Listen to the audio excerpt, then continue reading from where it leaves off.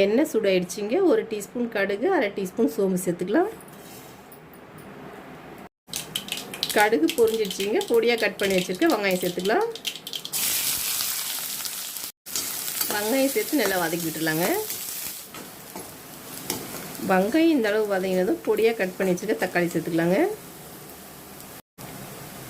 பொடியாக கட் பண்ணின தக்காளி, ஒரு கொத்து கருவேப்பிலை சேர்த்துக்கலாம். தக்காளி நல்லா குழஞ்சி வேகிற அளவுக்கு வதக்கி விட்டுக்கலாங்க. தக்காளி இந்த அளவு வதங்கினதும் 1/2 டீஸ்பூன் இஞ்சி பூண்டு பேஸ்ட் சேர்த்துக்கலாங்க. 1/4 டீஸ்பூன் மஞ்சள்தூள், 1/2 டீஸ்பூன் தனி மிளகாத்தூள், 1/2 டீஸ்பூன் கரம் மசாலா, 1/4 டீஸ்பூன் சீரகத்தூள், 1/2 டீஸ்பூன் உப்பு சேர்த்து நல்லா வதக்கி விட்டுக்கலாங்க. வேக வச்சு தோலெல்லாம் எடுத்துட்டு பொடியாக கட் பண்ணி வச்சுருக்கேங்க. இப்போ பலாக்கொட்டையை சேர்த்துக்கலாம்.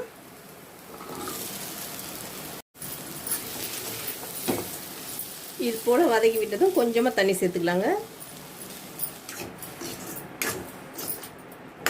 தட்டு போட்டு மூடி வச்சிடலாம். பலாக்கொட்டை கிரேவி சூப்பராக ரெடி ஆகிடுச்சிங்க. இப்போ ஸ்டவ் ஆஃப் பண்ணிக்கலாம்.